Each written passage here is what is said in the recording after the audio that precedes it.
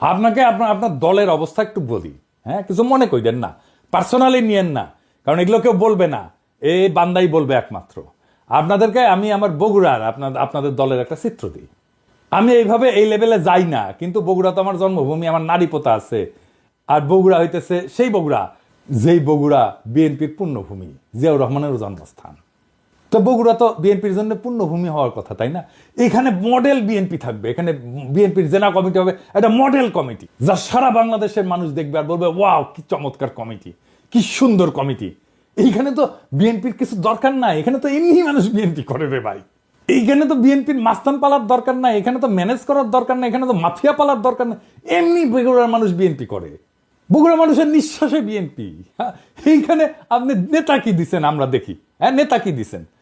রেজাউল করিম বাদশা বগুড়া জেলা বিএনপির বর্তমান সভাপতি, সাবেক বগুড়া পৌরসভার মেয়র। বাদশার ছোট ভাই আছে কয়েকজন। এক নাম্বার হইতেছে টোকন, মোহন, খোকন, নয়ন, জয় এবং দীপন। আমরা একে একে প্রত্যেকের আমলনামা দেখি। টোকন সাবেক 2 বারের প্রেস ক্লাবের সভাপতি, একবার বগুড়ায় এমপি ইলেকশন করছে আওয়ামী লীগের মনোনীত প্রার্থী হিসেবে। কিছুদিন আগে বিভিন্ন জনের কাছ থেকে টাকা চাঁদা টাদা নিয়ে সংসার চালাইতো। টোকনের এক ছেলে খুনি এবং চাঁদাবাজ, মার্শাল্লাহ। 2 নাম্বার মোহন, বগুড়া জেলা আওয়ামী লীগের সাবেক সহসভাপতি, বগুড়ায় প্রায় 40টা খুনের সাথে পরোক্ষ এবং প্রত্যক্ষভাবে জড়িত। খুনি, চাঁদাবাজ, দখলবাজ এবং নেশাখোর। বগুড়ায় যে কত বাড়ি সম্পদ দখল করছে তার ইয়ত্তা নাই। কোটি কোটি অবৈধ টাকার মালিক। যুবলীগের লিটন পোদ্দার, আলহাজ, মুস্তাকিম, মতিন, আদিল, করিম, এরকম অসংখ্য খুনির গডফাদার। ওর মেয়ের জামাইও খুনি, মেয়ের জামাই পলাতক আছে মালয়েশিয়া। মোহন পলাতক, ইন্ডিয়া থাকে, ইন্ডিয়াতে আবার বাড়িও আছে মার্শাল্লাহ। 3 নাম্বার খোকন, দিনরাত নেশা করে, ফেন্সিডিল, গাঁজা, আফিম সবই খায়, আবার মাঝে মাঝে তাবলিগও করে, কি একটা অবস্থা। 4 নাম্বার নয়ন, 3 বারের বগুড়া প্রেস ক্লাবের সভাপতি, মার্শাল্লাহ, লেখাপড়ায় খুবই ভালো, শুধু এইচএসসি পাস, এর উপরে আর পাস দিবার পারেনি, বর্তমানে পলাতক।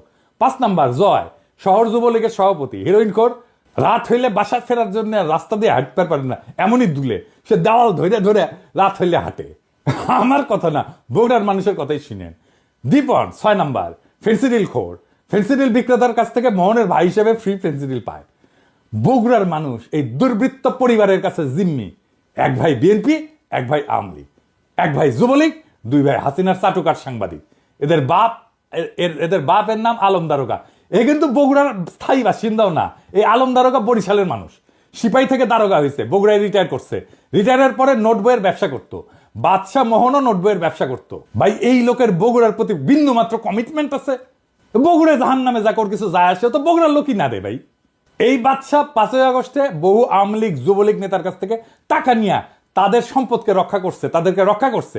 বিশেষ করে আলহাজের কাছ থেকে নাকি 1 কোটি টাকা নিছে, যে ওর বাসায় আগুন ধরে গেছিল, ওই আগুন লাগানোর চেষ্টা করছিল, আবার ওই 1 কোটি টাকা নিয়ে আগুন লাগায় নেই আর কি। বিএনপির নতুন নেতা দেন, এই লোক বিএনপির নেতা থাকলে বিএনপিকে আমাদের বলতে হবে কেন এই লোক বিএনপির জন্য বগুড়াতে অপরিহার্য। মানে একই পরিবার বিএনপি আওয়ামী লীগ ভাগ হইয়া সারা শহরে রাহাজানি করবে, আর জনগণ মুখ বুঝা সহ্য করবে? হ্যাঁ, এত বোকা ভাবেন বগুড়ার লোককে? এই পরিবারের কাছ থেকে বগুড়ার মানুষকে রক্ষা করতে হবে। জানি না বিএনপির কাছে এই দুর্বৃত্ত পরিবার কেন এত পছন্দের। এই লোক বগুড়ার নেতৃত্ব দেবে, এর নেতৃত্ব বগুড়ার মানুষকে মাইনা নিতে হবে। এত তুচ্ছ ভাবেন বগুড়ার মানুষকে? যেই মাটিতে জিয়া জন্ম নেয় সেই মাটিতে এই দুর্বৃত্ত পরিবারের হাতে জিয়ার আদর্শ বয়ে নেওয়ার ভার কেমনে দেন ভাই? আর মানুষ পান নাই নাকি? এর সাথে ভালো মানুষ নাই আপনাদের বিএনপিতে? তো ক্যারা উঠলে বুঝছেন তো কোন ক্যারা, ওইটাই। ওই ক্যারাতে মানুষ যেমন উত্তেজিত হয়ে যায়, তেমন বিএনপি 2025 সালে খুব উত্তেজিত হয়ে উঠছে। এই উত্তেজনার স্বপ্ন দোষ হবে 2026 সালে। আমি বানাইয়া কিছু বলতেছি না।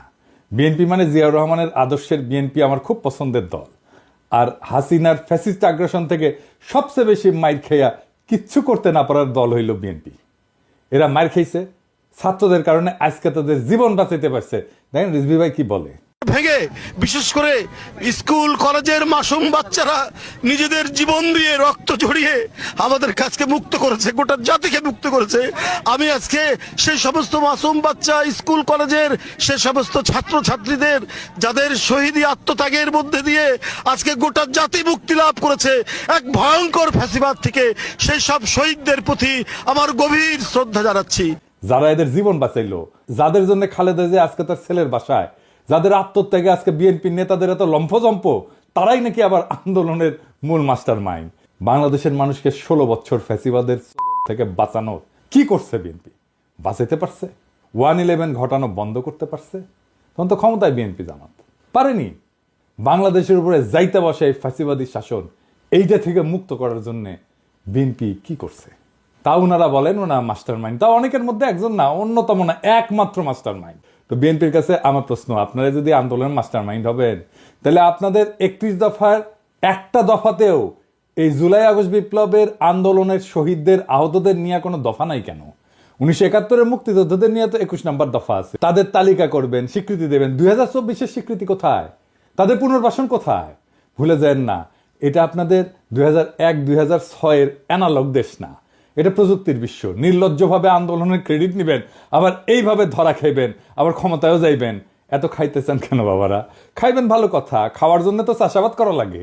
ছাত্রদের কি হালের বলদ পাইছেন যে তাদের ময়দা খেতে চাষ কইরা ক্ষমতা যাওয়ার স্বপ্ন দেখবেন? এই স্বপ্ন আপনার স্বপ্ন দোষ হবে 2026 সালে। চলেন দেখি কেন। 2026 বাংলাদেশের জন্য খুবই জটিল, খুবই কঠিন, খুবই অনিশ্চিত একটা বছর হবে।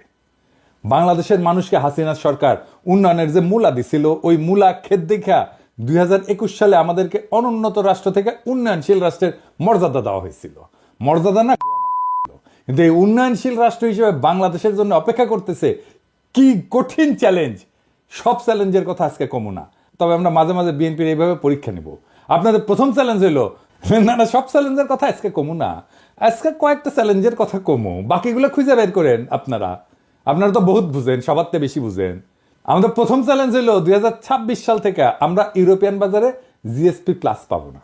জিএসপি হইল সেই মেকানিজম যেটা দিয়ে ইউরোপিয়ান বাজারে আমাদের পণ্যের, বিশেষ করে গার্মেন্টসের শুল্কমুক্ত প্রবেশ নিশ্চিত করা হয়।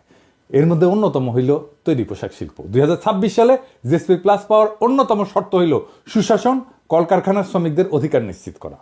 সুশাসনের কথা কইলাম না, ওইটা আপনারা কেমন পারবেন সেটা 2001-2006 সালের কথা মনে আছে, কিন্তু কলকারখানার শ্রমিকদের অধিকার নিশ্চিত করতে আপনারা যে পরিকল্পনা দরকার সেটা আপনাদের নাই। কেন জানেন? আপনারা হইলেন ব্যবসায়ী আর বুর্জাদের নিয়ে তৈরি দল। গরিব মানুষরা রক্ত দেয় আর বড় লোকরা মাখন খায়।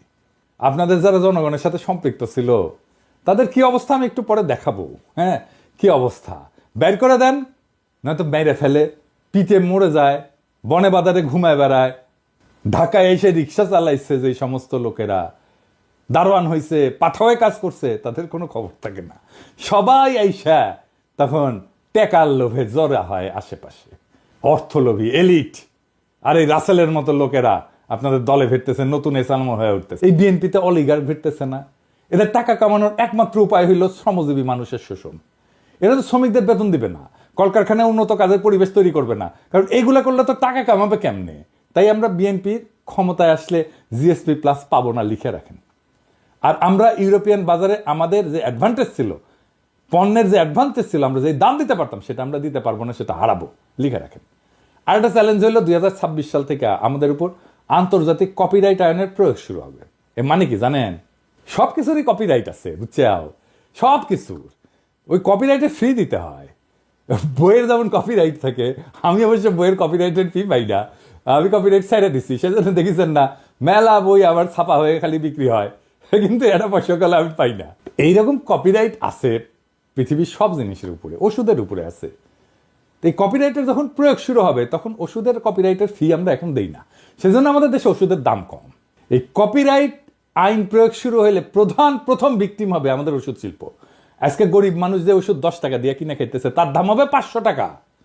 আমাদের তখন ওষুধ উদ্ভাবনের যে সূত্র, তার জন্য রয়্যালটি দিতে হবে, কপিরাইট ফি দিতে হবে। অলরেডি আসন্ন দাম বাড়ার সাথে মানুষের অভ্যাস তৈরি করে নেওয়ার জন্য আইএমএফ ওষুধের দাম বাড়ানোর জন্য পরামর্শ দিছিল এবং ভ্যাট প্রয়োগ করছিল। আমরা দাবরানি দিছি, প্রফেসর ইউনূসের সরকার তাৎক্ষণিক সিদ্ধান্তে বাতিল করছে। আমরা ধন্যবাদ জানাই। অবশ্যই এইরকম জনমুখী সিদ্ধান্ত বিএনপি নিতে পারবে না, কারণ তাদের তো ব্যবসায়ী ক্লাবকে টাকা কামানোর ধান্দা করে দিতে হবে। অর্থাৎ বিএনপি ক্ষমতা আসলে 2026 সালে ওষুধ রপ্তানি বাদ দেন, দেশের মানুষকে কম দামে বা এখনকার দামে ওষুধ সরবরাহ করতে পারবেন না আপনারা। এরপরের চ্যালেঞ্জ হলো বিদেশিরা আমাদের যে সহজ শর্তে ঋণ দেয় সেটা বন্ধ হয়ে যাবে। আমাদের তখন উন্নয়ন বাজেটের ঘাটতি মোকাবেলা করতে বাণিজ্যিক হারে বৈদেশিক ঋণ নিতে হবে। তাইলে বুঝতে পারতেছেন, সুদ দিয়া ঋণ নিতে হবে। ওই টাকাটা আমরা কেমনে পাবো? ওই টাকাটা উপার্জন করবো কত? উপার্জন করে তো সুদ শোধ দিতে হবে। আভ্যন্তরীণ অর্থনৈতিক সক্ষমতা তৈরি করে তারপরে ওই সুদটা শোধ দিতে হবে। এটা কেমনে করবেন আপনারা জানেন? আপনাদের কাউরে তো কোনোদিন এইসব নিয়ে কথা কইতে দেখি না। এইসব ফাও মজা করার দিন শেষ। বিএনপির যারা ভাবতেছেন যে ক্ষমতা এসে 16 বছরে ক্ষুধা মিটাবেন, তাদের জন্য এক বালতি সমবেদনা রইল। এইরকম প্রস্তুতি নিয়ে ক্ষমতা আসলে পাবলিক টাইনে নামায় দিবে যদি দায়িত্ব নিতে না জানেন। 4 নম্বর হইতেছে আমেরিকান সাহায্য বন্ধ হয়ে গেছে সারা দুনিয়ায়। আমাদের তৃতীয় সাহায্যদাতা দেশ ছিল আমেরিকা এই ট্রাম্প আসার পরে। 1 আর 2 নম্বর হইতেছে জাপান আর ইংল্যান্ড। 2022 সালে কত টাকা দিছিল আমেরিকা তারা জানেন? আমেরিকা, শুধু আমেরিকা, $32 বিলিয়ন। এই টাকাটা হাওয়া হয়ে যাবে। কই পাবেন সেটা? $32 বিলিয়ন তো লাগবে। তাহলে কেমনে সামাল দিবেন? কোত্থেকে পাবেন? আমাদের পাশা ঢাকতে সামনে উদাম হয়, আর সামনে ঢাকতে পাশা উদাম হয়। পারবেন এই টাকার বিকল্প যোগান দিতে? পারবেন না ভাই। দেখেছেন তো IMF $4-5 বিলিয়ন দিতে কিরকম প্যারাপ্যারি করে। $32 বিলিয়ন কোটি থেকে পাবেন। তবে এইসব চ্যালেঞ্জের সমাধান আমাদের জানা আছে, কারণ আমরা গত 10 বছর যখন হাসিনারে খেদানোর আন্দোলন করেছি, তখন আমরা এটা নিয়ে কাজ করে রাখছি, ঠিক করে রাখছি। হাসিনা জয় বাংলা হইলে আমাদের কি কি করা লাগবে, এই সংকট মোকাবেলা করার জন্য কি কি করা লাগবে, সেটা আমাদের প্ল্যান করা আছে। তার প্রথম পদক্ষেপই ছিল প্রফেসর ইউনূসের মতো বিশ্ববরণ্য ব্যক্তিকে প্রধান উপদেষ্টা পদে বসানো। আলহামদুলিল্লাহ আমরা এটা পারছি। উনি রাজি হয়েছেন। তিনি এমন একজন মানুষ যার আন্তর্জাতিক খ্যাতির কথা বিবেচনা করে বিশ্ব নেতারা আমাদের অভূতপূর্ব সুযোগ দেবেন এবং দিতেছেন। ট্রাম্প সব সাহায্য বন্ধ করে দিলেও রোহিঙ্গা ক্যাম্পে সাহায্য বন্ধ করে নাই। কাদের কারণে? আমাদের সরকারের কারণে, প্রফেসর ইউনূসের কারণে। তো প্রফেসর ইউনূসের এত গুরুত্ব কেন? কারণ যেই মানুষ তার অর্থনৈতিক মডেল দিয়া সারা বিশ্বে দারিদ্র মোকাবেলা করছেন, সেই মানুষের 3-0 কনসেপ্ট, যেটা আমি আগে কইছিলাম, এটা প্যারিস অলিম্পিকের মূল প্রতিপাদ্য বিষয় ছিল। উনি ছিলেন প্যারিস অলিম্পিকের একজন প্রধান ব্যক্তি। সেই মানুষের চেয়ে উপযুক্ত কোনো পার্সোনালিটি কি আপনাদের মধ্যে আছে, যিনি ভারতের আর পশ্চিমের ঠাপ একই সাথে সামলাইতে পারবেন? আপনি তো পারেন নাই 1-11-এ। ক্ষমতায় আপনার লোক ইয়াজউদ্দিন, আর্মি চিফ আপনাদের বানানো, তারাই আপনারা উস্তে দিল, সাথে জামাতও ছিল। পারেন নাই 1-11টাকে। এখন আমরা কেমনে পারবেন? যাই হোক, আমাদের পরিকল্পনার একটা ডেমো দিলাম। পুরো পরিকল্পনা আমাদের সাজানো আছে। 2026 সালের চ্যালেঞ্জ আমরা কিভাবে মোকাবেলা করব। আমি যে ফাঁকা আওয়াজ দিই না তা নিশ্চয়ই বুঝতে পারছেন। অনেক পরিকল্পনার মধ্যে দিছি, আরো দিব। এমন না যে পরিকল্পনা পরে বাস্তবায়ন করা হবে। পরিকল্পনা কিভাবে করতে হয় সেটা দেখাইছি। সমস্যার 100টা সমাধান আছে। কি ভাবছিলেন যে আপনাদের জন্য আর বলে দিব বাকিগুলা আপনাদের পরীক্ষায় নকল করার মতো সরকার নকল করে চালাবেন? আমাদের সাথে অ্যালাই করেন। আমরা যেভাবে দেখতে চাই আপনাদেরকে সেইভাবে থাকেন, সেই রাস্তায় থাকেন, আমাদের সাহায্য পাবেন, আমাদেরকে পাশে পাবেন। আমাদেরকে তো শত্রু মনে করতেছেন এখন। হ্যাঁ, আমাদের কাছে সব বিষয়ের ওষুধ আছে। আপনারা এই লোকগুলোকে চান কিনা পাশে, সেটা আপনাদের সিদ্ধান্ত। ভারত আওয়ামী লীগের সাথে যে বাসর করতেছে, ওইখানে আপনারা কাবাব নে হাড্ডি, ওইখানে আপনাদের কোনো জায়গা নাই। মজা শেষে ফেলায় দেবে কন্ডমের মতো। এই যে দেখেন শ্যামা ওবায়দ আদানির জন্য ওকালতি করে, দেখেছেন? শ্যামা কি জ্বালানি মন্ত্রী? আদানি ভারতের এক দুর্বৃত্ত অলিগার্ক, সারা দুনিয়াতে ঘৃণ্য, মোদির ক্যাশিয়ার। তার সাথে বিএনপি নেতার লতকালতকি দেখেন। এখন মানুষের ক্ষমতায় গেলে দেশ বেচে, এরা ক্ষমতায় যাওয়ার আগেই দেশ বেচে দিছে আদানির কাছে, দেশ বেচে ছাড়া। ভারত জানে 2026-এর চ্যালেঞ্জ মোকাবেলা করা বিএনপির পক্ষে সম্ভব না। এটা আমার মতো মূর্খ মানুষ বুঝলে ভারত তো অনেক আগে থেকে জেনে আছে। যখন বিএনপি দেশের অর্থনীতি নিয়ে ঝামেলায় পড়বে, তখনই শুরু হবে বিক্ষোভ আন্দোলন। এই আন্দোলন হবে একেবারে তৃণমূল থেকে। মানুষ খাইতে পারবে না তো, চাকরি থাকবে না তো, মানুষ দলে দলে রাস্তায় নেমে আসবে তো। লগি বৈঠা নিয়ে আওয়ামী লীগ কি তাণ্ডব করেছিল মনে আছে না? এখন যে পুলিশ আছে, পুলিশে পুরো তো হাসিনা। পুলিশ চুপ করে দাঁড়িয়ে থাকবে। 1-11-এর টাইমে যেমন আসিল ওই মির্জাফরের সেনাবাহিনীর মতো। ছাত্রলীগ যুবলীগ গর্ত থেকে উঠায় আন্দোলনে জয়েন দেবে, আর আমার হাসিও টুপ কইরা ঢুকা পড়বে। আন্তর্জাতিক চাপের কাছে তখন নত জানো বিএনপি, দেশীয় আন্দোলনে দিশেহারা বিএনপি তখন আওয়ামী লীগের সাথে আতত করে পলাবে। আওয়ামী লীগ যেমন পলাইছিল। আর দেশে ফিরে আসবে সেই ভয়ঙ্কর ফ্যাসিবাদ, আবার সেই ভারতীয় আধিপত্যবাদ, যা কায়রা নিছিল আমাদের জীবনের 16টা বছর, বাংলাদেশকে পরিণত করছিল ভারতের উপনিবেশে। যারা কায়রা নিছিল বর্বর ভাবে আমাদের হাজার হাজার সন্তানদের জীবন, যারা আমাদের 25,000-এর মতো ছাত্র জনতাকে আহত করে চিরজীবনের জন্য পঙ্গু আর দৃষ্টিহীন করে দিছে। সেই আবু সাইদ মুগ্ধ ওয়াসিমদের রক্ত শুকানোর আগেই যেই দল নির্বাচন করে মুখে ফেনা তুলে ফেলাইতেছে, তারা আর যাই হোক দায়িত্ব নিতে পারবে না। আপনাদের রিকমেন্ড করা যত লোক অন্তর্বর্তীকালীন সরকারে আছে, তাদের পারফরমেন্স দেখে আপনাদের দক্ষতা আমাদের কাছে পরিষ্কার। স্বরাষ্ট্র উপদেষ্টা কার রিকমেন্ডেশনে জানেন? বিএনপির। শিক্ষা উপদেষ্টা কার? বলছিলাম তো, বিএনপি। এই খারাস বিদেশে কোনো অনুষ্ঠানে যায় না, 5ই আগস্টের পর বাংলাদেশের শিক্ষাঙ্গনে সবচেয়ে বেশি ঝামেলা হয়েছে। ছাত্ররা আন্দোলন করছে তাদের অধিকারের জন্য, আর আওয়ামী লীগ তাদের ন্যায্য অধিকারের আন্দোলনের নাম দিছে সন্ত্রাসী কর্মকাণ্ড। ছাত্র সংসদ নির্বাচনগুলোর কথা বলছি, বিশ্ববিদ্যালয়গুলোতে বিএনপি বাগড়া দিচ্ছে, ছাত্রদল বাগড়া দিচ্ছে। কেন? কারণ ছাত্রদল জিততে পারবে না বড় বড় বিশ্ববিদ্যালয়গুলোতে। আপনার তো নিজের স্বার্থ ছাড়া আর কিছু বুঝেন না, নিজের খুবই সংকীর্ণ স্বার্থ। ছাত্রদের স্বার্থ তো আপনাদের কাছে নাই, তাহলে তো আপনারা সংসদ নির্বাচনের কথা মাইনে নিতেন। করতে চাচ্ছেন না কেন সংসদ নির্বাচন? বাগড়া দিচ্ছে কেন ছাত্রদল? তার মানে তো আপনারা পারবেন না, এটা হারে যাবেন। হারবেন যে জন্য, সেই জন্য আপনি ছাত্র সংসদ নির্বাচন হইতে দিবেন না। নির্বাচন করছেন, ম্যান্ডেট করছেন, গণপরিষদের নির্বাচন করেন, আমরা সবাই বলতেছি। সেটা তো করবেন না, কারণ ওখানে নতুন সংবিধান বানাইতে হবে, সেটা তো করতে চাচ্ছেন না। গণপরিষদের নির্বাচন করেন, ম্যান্ডেট নেন, আপনারাই করেন, আপনারাই আসেন। সেটা করবেন না।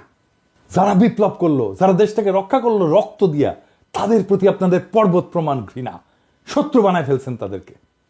এখন নির্বাচন দিলে দেশের অর্থনীতির উপর অতিরিক্ত চাপ আসবে। আওয়ামী লীগের চুরি করা টাকা ফেরতেই না, যেন আর কেউ দেশকে বাপের সম্পত্তি ভাবতে না পারে, সেই ব্যবস্থা করতে হবে। মনে হয় এখানেও বিএনপির আপত্তি। আওয়ামী লীগের হাতে কত হাজার কোটি টাকা আছে জানেন? নির্বাচন আসলে ওই টাকা মাঠে আসবে, তখন মাঠে আসবে প্রার্থী কেনার জন্য, ভোট কেনার জন্য। 2026-এর চ্যালেঞ্জ মোকাবেলার জন্য প্রফেসর ইউনূস অনেক দক্ষ টেকনিক্যাল এক্সপার্ট নিয়ে আসছে। রিভার্স ব্রেন ড্রেনের মাধ্যমে আরো লোক আনার কাজ চলতেছে। এদেরকে দেশ পুনর্গঠনের সুযোগ দিতে হবে। আপনারা জানেন কত স্কলার ফিরে আসছে সরকারের সাথে কাজ করার জন্য।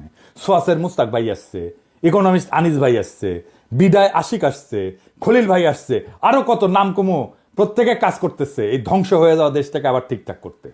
জুলাই গণহত্যার বিচার শেষ করতে হবে।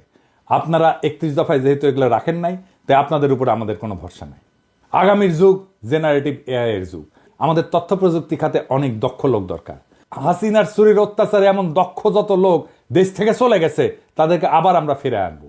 বাংলাদেশের তরুণ ইমরান, যে স্ন্যাপচ্যাটের মতো কোম্পানির সিও, ওইরকম অনেক লোক আমরা দেশে আনার কাজ শুরু করব। তাদের মাধ্যমে গড়ে তুলবো আমাদের পোস্ট জুলাই রিকভারি ফোর্স, যারা দেশের পুনর্গঠনে কাজ করবে। আর তরুণদের নেতৃত্বে হবে সংস্কার। দেশে একটা অন্য গতি আসবে। সাধারণ মানুষ থেকে শুরু কইরা বিনিয়োগকারী পর্যন্ত সবাই প্রফেসর ইউনূসের উপর আস্থা রাখে, এবং তখন সেই আস্থা আরো দ্বিগুণ হবে। প্রফেসর ইউনূস নিজেই একটা বিশাল ব্র্যান্ড। আমরা ওনারে মুক্তে পাইছি, ওনার কাছ থেকে আমাদের সবটা নিতে হবে। উনি যা দিতে পারেন। আমরা অনেকদিন পরে এমন একজন রাষ্ট্রপ্রধান পাইছি যারা নিয়ে আমরা গর্ব করতে পারি। ওনার নেতৃত্বে আমরা দেশের হারানো অর্থনৈতিক সক্ষমতা ফিরে না আসা পর্যন্ত উনারে হারাইতে চাই না। ওনার সরকারের অনেক দুর্বলতা আছে, কিন্তু প্রফেসর ইউনূস একাই 100। ওনারে শান্তি মতো কাজ করতে দেন। আমরা আগায় যাব দুর্বার গতিতে। সক্ষমতা না দেখা আমরা আর কাউরে ভোট দিব না। কিভাবে আপনারা সরকার চালাবেন, কিভাবে মানুষকে অর্থনৈতিক মুক্তি দিবেন, কিভাবে উন্নয়নশীল দেশের চ্যালেঞ্জ মোকাবেলা করবেন, কিভাবে জুলাইয়ের আহত আর শহীদদের সম্মান জানাবেন, তা পূর্ণ রূপরেখা আকারে প্রকাশ করেন। জাতির কাছে আপনাদের প্রতিশ্রুতি দেন। আমরা তখন বিবেচনা করব আপনারা নির্বাচন করার যোগ্য হইছেন নাকি হন নাই। তার আগে নির্বাচন করলে আমাদের প্রতিবাদ চলবে। আর আমরা কিন্তু না যাই না কথা বলি না, তথ্য প্রমাণ নিয়ে কথা বলি। আমরা যদি কথা বলা শুরু করি, আমাদের বিরোধী বানায়েন না, আমাদের শত্রু বানায়েন না, আপনাদেরই ক্ষতি। জনগণ আর মার্কা দেখা ভোট দেবে না, মানুষকে বলদ ভাইবেন না। জনগণ ভোট দেবে যোগ্য এবং দক্ষ প্রার্থীকে। ভোটের আগের হিসাব আর চলবে না, টাকা দিয়া ভোট কেনা যাবে না। আমরা একটা শুদ্ধ বাংলাদেশ চাইছিলাম, তার জন্য আমাদের সন্তানেরা অকাতর জীবন দিছিল। একই পাক চক্রে ঘুরপাক খাওয়ার জন্য তারা জীবন দেয় নাই। আমরা চাই বিএনপি নতুন সময়ের দিশা দিক, মানুষের এই বিপ্লবী আকাঙ্ক্ষাকে ধারণ করুক। আমরা একটা নতুন বাংলাদেশ চাই। আপনাদের দল পরিশুদ্ধ করেন, দেশের অর্থনীতি গতিশীল করে সব চ্যালেঞ্জ মোকাবেলা করে প্রফেসর ইউনূস যথাসময়ে নির্বাচন দিবেন। এইটা মেহেরবানি করে ওনার উপরে ছাইরা দেন, ওনার বিবেচনার উপরে। আমরা দেশবাসী ওনার উপরে আস্থা রাখছি, আপনারাও রাখেন। দেশবাসীর মুখোমুখি দাঁড়ায়েন না মেহেরবানি কইরা। আপনারা আমাদের সহযোদ্ধা, আমরা ছাত্রদের নেতা মানছিলাম। এবার আপনারাই আমাদের নেতা হইয়া ওঠেন, নেতার মতো আচরণ করেন। নেতাদের আকাশের মতো উদার হইতে হয়। নেতা সেই যে নিজে কাঁদে, অন্যকে কাঁদায় না। নেতা সেই যে কোনো কিছুর আকাঙ্ক্ষা করে না। নেতা সেই যে জনগণের সব কষ্টকে, সব দুঃখকে নিজে আপন কইরা নিতে পারে। নেতা সেই যে সবচেয়ে দুর্বল মানুষের আশ্রয় হয়ে উঠতে পারে। নিজেকে প্রশ্ন করেন সেই জায়গায় আসছেন কিনা।